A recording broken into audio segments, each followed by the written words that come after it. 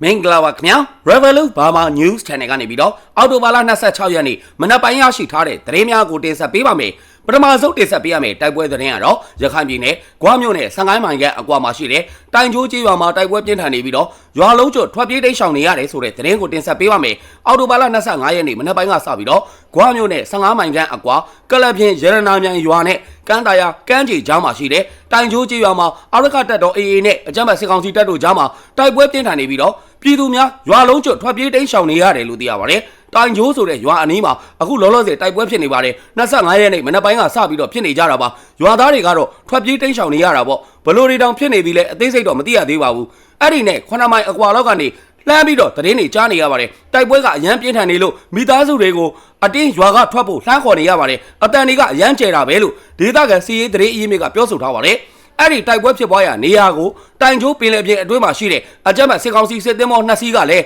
လက်နက်ကြီးများနဲ့အဆက်မပြတ်ပစ်ကူပေးနေတဲ့အပြင်ဂွမြို့ဘက်ကလည်းအကြမ်းဖက်စစ်သားအင်အား300ခန့်စစ်ကူဆင်းလာတယ်လို့သိရပါတယ်။တိုင်ကျိုးမှာစစ်ကောင်စီတပ်သား300ကျော်လောက်ရှိတယ်လို့ကြားတယ်။နှစ်ဖက်လက်နက်ကြီးတန်တွေကတော့စူညံနေတာပဲ။တိုင်ကျိုးမှာလည်းရေတပ်ကရှိနေတယ်။ကန်းတာယာအနီးဇီးကုန်းမှာရှိတဲ့စစ်ကောင်စီရဲ့အမြောက်တပ်ကလည်းလက်နက်ကြီးတွေနဲ့တောက်လျှောက်ပစ်ခတ်နေပါတယ်လို့ဒေသခံစီရေးသတင်းအရေးမြစ်ကဆက်လက်ပြောဆိုထားပါတယ်။တန်တွဲမြို့ကိုသိမ်းပိုက်ပြီးတဲ့နောက်ဂွမြို့နယ်ကိုသိမ်းပိုက်ရန်ရခိုင်တပ်တော် AA ကထိုးစစ်ဆင်တက်ခတ်နေခြင်းဖြစ်ပြီးတော့အခုတိုက်ပွဲမှာဂွမြို့နယ်အနီးဆုံးတိုက်ပွဲဖြစ်တယ်လို့သိရပါတယ်။ဂွမြို့နယ်ကျိန်တလီမြို့မှာရှိတဲ့စစ်ကောင်စီရဲ့တပ်ရင်းများနဲ့ကလပြင်ကျေးရွာကတပ်စခန်းများဟာဂွမြို့ဘက်ကိုတဖြည်းဖြည်းဆုတ်ခွာသွားတဲ့အတွက်ကျွေချိုင်းတိုင်ကျိုးဇီးကုန်းကန်းတာယာစတဲ့ဒေသများမှာရှိတဲ့စစ်ကောင်စီတပ်များကိုအာရခတပ်တော် AA ကဆက်လက်ထိုးစစ်ဆင်တက်ခတ်နေခြင်းဖြစ်တယ်လို့သိရပါတယ်။အကြမ်းဖက်စစ်ကောင်စီတပ်အနေနဲ့လည်းဂွမြို့မကြဆုံးရေးအတွက်လက်နက်လူရေတိုက်အင်အားကို AR တိုင်းဘက်ကနေတဆင့်တိုးမြင့်ပြီးဖြည့်တင်းထားတယ်လို့သိရပါတယ်။အန်းနဲ့မောင်တော်မြို့တို့မှာလည်းတိုက်ပွဲများပြင်းထန်နေပြီးအန်းမြို့မှာရှိတဲ့နောက်ပိုင်းတိုင်းစစ်ဌာနချုပ်နပခကို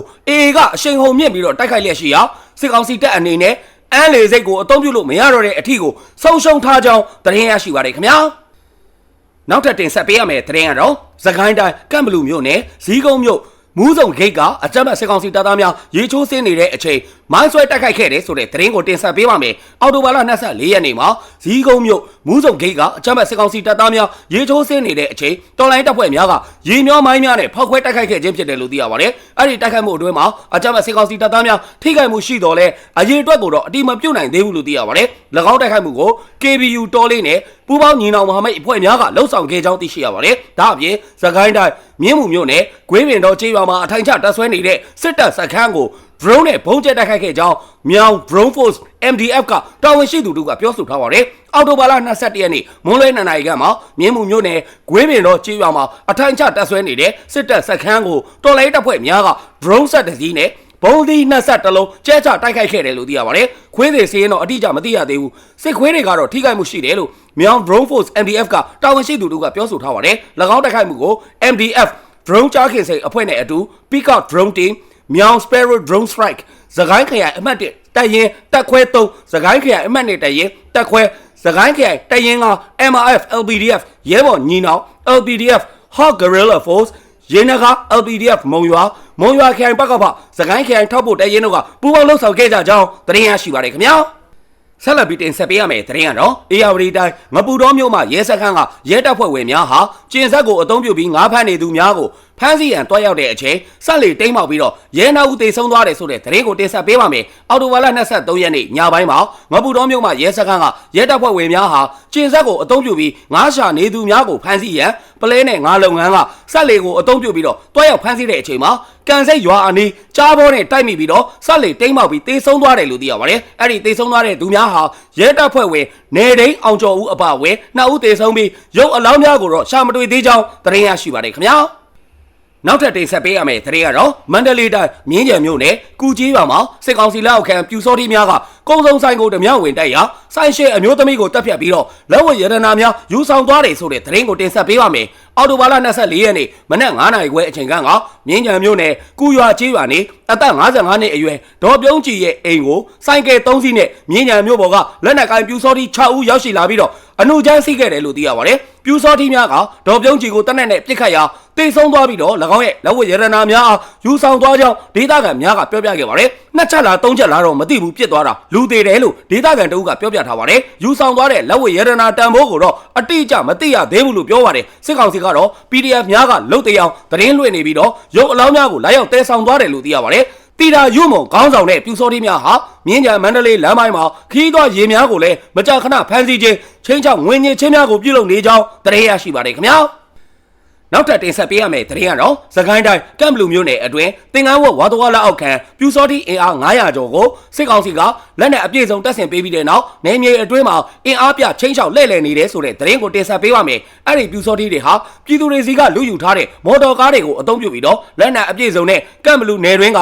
သူတို့စိုးမိုးထားတဲ့နေမြေတွေဖြစ်တဲ့ထန်းကုန်းဒမ်းပေကာဘိုးမော်တော်တောက်ကရှက်ကမ်ဘလူစတဲ့နေရာတွေကိုဝင်းချီထွက်ချီလုပ်ပြီးတော့လှည့်လည်အင်အားပြချင်းချောက်နေတာဖြစ်တယ်လို့ဆိုပါတယ်သူတို့ကလက်နက်တွေကန်ပြီးတော့မှကားနဲ့သွားလိုက်ရွာထဲမှာနေလိုက်ကြပြန်ထွက်သွားလိုက်ကြအဲ့ဒါမျိုးတွေလုံနေတာအဲ့ဒီလိုလုံတာ4-5ရက်လောက်ရှိသွားပြီလို့ဒေသခံတအုပ်ကပြောပါတယ်ကမ်ဘလူမျိုးနယ်အတွင်းကိုအခုလိုပြူစောတိတွေလှည့်လေအင်အားပြနေတာဟာလူထုကိုကြောက်ရွံ့စိုးထိတ်အောင်ချင်းချောက်နေတာလို့သူကပြောပါတယ်ကမ်ဘလူမျိုးနယ်အတွင်းဝါတော်လောက်ခံပြူစောတိတွေဟာအရင်ကတည်းကဒေသခံလူထုကိုချင်းချောက်ဖမ်းဆီးနှိပ်စက်တာမျိုးတွေရှိတာမို့လို့လက်ရှိပြူစောတိတွေအကုန်လုံးလက်နက်တက်ဆင်ပေးလိုက်တဲ့အတွက်ဘလို့တွေဆက်ဖြစ်လာမလဲဆိုတာကိုဒေသခံပြည်သူတွေအနေနဲ့စိုးရိမ်နေကြတယ်လို့သူကပြောပါတယ်ဘာဆက်လုပ်မယ်ဆိုတာကိုတော့စိုးရိမ်ရတာပေါ့အခုကသူတို့စိုးမိုးထားတဲ့နေရာတွေကိုပဲလှည့်လည်နေတာဆိုတော့ဘာတွေဖြစ်လာအောင်မလဲဆိုပြီးစိုးရိမ်နေကြရပါတယ်လို့ကမ်ဘလူမျိုးနယ်ကဒေသခံတအုပ်ကပြောဆိုထားပါတယ်စစ်ကောင်စီအုပ်စုကလက်နက်အပြည့်စုံတပ်ဆင်ပေးထားတဲ့ဝါတော်ဝလက်အောက်ခံပြူစောတိတွေဟာကမ်ဘလူမျိုးနယ်အတွင်းမှာကြေးရွာတွေကိုတရွာဝင်တရွာထွက်သွားလာနေပြီးတချို့ကြေးရွာတွေမှာ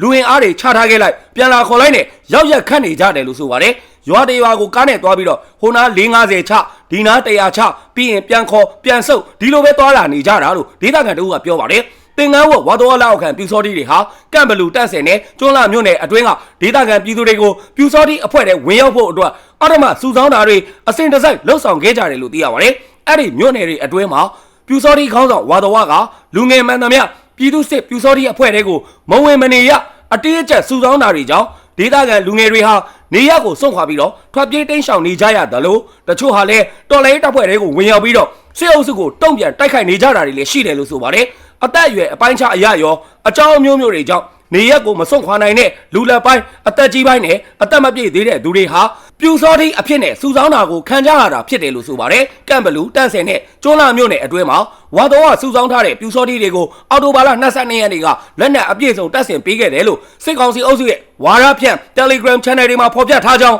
သတင်းရရှိပါတယ်ခင်ဗျာဆက်လက်ပြီးတော့တင်ဆက်ပေးရမယ့်သတင်းကတော့စကိုင်းတိုင်းကမ်ဘလူမျိုးနယ်ဇီးကုန်းရဲစခန်းကရဲတပ်သားတအုပ်ဟာတနက်တက်လက်ကိုယူဆောင်လာပြီးအလင်းဝင်လာတဲ့အတွက်ကမ်ဘလူခရိုင်တိုင်ရင်လေးကစုငွေချင်းမြင့်ပေးခဲ့တဲ့ဆိုတဲ့သတင်းကိုတင်ဆက်ပေးပါမယ်။အော်တိုဘာလ23ရက်နေ့မှာကမ်ဘလူမျိုးနယ်ဇီးကုန်းရဲစခန်းကရဲတပ်သားတအုပ်ဟာဂျီတိုရီတနက်တက်လက်ကိုယူဆောင်လာပြီးတော့ကမ်ဘလူခရိုင်တိုင်ရင်လေးထံမှာအလင်းဝင်ရောက်ခဲ့တယ်လို့သိရပါတယ်။စုငွေချင်းမြင့်ပေးခဲ့တယ်။အရေးအတွက်တော့ကျွန်တော်တို့မပြောတော့ဘူး။စုငွေတော့ထိုက်တင်သလောက်တော့ကျွန်တော်တို့ချင်းမြင့်ပေးတယ်။သူနဲ့ထိုက်တဲ့ဟာပေါ့ဂျီတိုရီတနက်တက်လက်ပါခဲ့တယ်။လောလောဆယ်တော့သူ့ကိုအနာပေးထားတော့မှရှိသေးတယ်သူစိတ်ကြိုက်စဉ်းစားရွေးချယ်ခွင့်ပေးထားသေးတယ်လောလောဆယ်တော့ तू မဆုံးဖြတ်သေးဘူးပေါ့ तू ကရဲတပ်သားဖြစ်တဲ့အတွက်ကျန်တဲ့ဟာတွေကတော့တိုက်ပွဲအတွေ့အကြုံဘာညာတော့များများဆဆရှိမှာမဟုတ်ဘူးတခါတရံရှေ့တန်းကိုပို့တဲ့အခါလောက်ပဲရှိတယ်လို့ကမ်ဘလူခရိုင်တရဲလေးကတာဝန်ရှိသူတို့ကပြောဆိုထားပါတယ်အခုလိုမျိုးလက်နက်နဲ့တကွအလင်းဝင်ရောက်ခဲ့သူရဲ့နေထိုင်ရေးနဲ့လိုအပ်တာများကိုကမ်ဘလူခရိုင်တရဲလေးကကုညီထောက်ပံ့မှုများလဲဆောင်ရွက်ပေးလျက်ရှိကြောင်းသတင်းရရှိပါတယ်ခင်ဗျာအခုလိုမျိုးမြန်မာတနိုင်ငံလုံးမှာဖြစ်ပွားနေတဲ့စီးရေးသတင်းနိုင်ငံရေးသတင်းများကိုအချိန်ပေးပြီးတော့နားဆင်ပေးတဲ့အတွက် Revolut Burma News Channel ကနေပြီးတော့အထူးပဲကျေးဇူးတင်ရှိပါတယ်ခင်ဗျာ